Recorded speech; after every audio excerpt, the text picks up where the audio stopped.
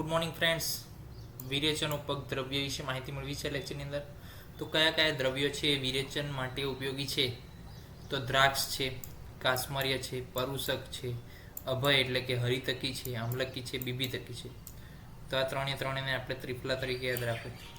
પછી કુબલ બદરને ભેગા યાદ રાખો, કરકંદુ પીલુંને ભેગા યાદ રાખો. તો આ રીતના ગ્રુપ બનાવી યાદ રાખો કે દ્રાક્ષ, કાશ્મર્ય, પરુષક, પછી ત્રિફલા, પછી કુબલ બદર અને કરકંદુ પીલું. તમને સરળતાથી યાદ રહેશે.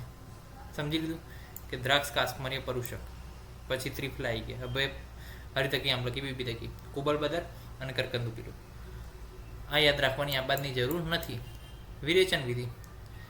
ઓકે, તો આપણે ઘણા બધા આગળ આવી ગયા છે, વિરેચન વિધિ સુધી આવી ગયા. તો વિરેચન વિધિ વિશે થોડુંક માહિતી લઈ લઈએ કે પૂર્વકર્મ, પ્રધાન કર્મ અને પશ્ચાત કર્મની અંદર વિરેચન વિધિ થાય. પૂર્વકર્મમાં 4 વસ્તુ સેમ છે કે સંભાળ સંગ્રહ એટલે કે વસ્તુઓ બધી જે છે આપણે જોઈશે એ બધુંનો સંગ્રહ કરી લેવાનો. પછી પેશન્ટ છે એની પરીક્ષા કરી લેવાની. આતુર સિદ્ધાંત એટલે કે પ્રિપરેશન ઓફ ધ પેશન્ટ, જે સિલેક્શન કર્યો છે પેશન્ટને કે આ ફિટ છે કે નથી ફિટ, તો જે પેશન્ટ ફિટ છે એનું પ્રિપરેશન કરાવવાની.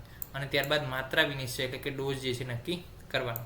સંભાળ સંગ્રહની અંદર એ જ છે કે ઔષધ, ઇન્સ્ટ્રુમેન્ટ કે જે બધું જોતું હોય આપણે કલેક્ટ કરવાનું. આતુર પરીક્ષાની અંદર આપણે એક્ઝામિનેશન કરવાની, રોગી અને રોગનું બળ જાણવાનું. વિરેચન માટે જરૂરી પરિબળો: દોષ, ભેષજ, દેશ, કાલ, બલ, શરીર, આહાર, સાત્મ્ય, સત્વ્ય, પ્રકૃતિ, વય, સામાવસ્થા, નિરામસ્થા બધું જ જે છે જોવાનું. યોગ્ય અયોગ્ય જોવાના.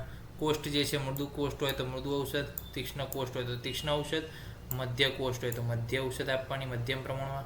સ્નેહ વિરેચન યોગ વ્યાધિ અનુકૂળતા, વ્યાધિ અનુરૂપતાને ધ્યાનમાં લઈ નક્કી કરવામાં આવે છે. ઓકે, તો હવે જે સ્નેહન છે, વિરેચન યોગ છે, એ કોના આધારે નક્કી કરવામાં આવે? કેટલા પ્રમાણમાં વ્યાધિ થયેલી છે, પેશન્ટનું બળ કેટલું છે, રોગનું બળ કેટલું છે, એને ધ્યાનમાં લઈને વિરેચન માટેનું જે યોગ છે એને નક્કી કરવામાં આવે છે અને ડોઝ પણ એની અંદર નક્કી કરવામાં આવે છે. આતુર સિદ્ધાંત શું છે? તો કે વિરેચન કર્મ પહેલાં વમન કર્મ કરવામાં આવે છે. નહીં તો શું થાય, આપણે માહિતી એવી હતી, કફ જો વમન ના કરીએ ડાયરેક્ટ વિરેચન કરીએ તો કફ જે રહી ગયો છે એ કફ શું કરશે? ગ્રહણીમાં જશે. વિરેચનની ઔષધ લઈ લઈશું એમને તો કફ જે છે આમાશયમાં એ ક્યાં જશે? પક્વાશયમાં. પક્વાશયમાં ક્યાં જશે? ગ્રહણીમાં. ગ્રહણીમાં એક કફ શું કરી નાખશે? કવરિંગ કરી નાખશે. હવે ગ્રહણીમાં એક કફ દોષ કવરિંગ કરી નાખશે તો વિરેચનની આ ઔષધ એ એબ્ઝોર્બ થશે નહીં.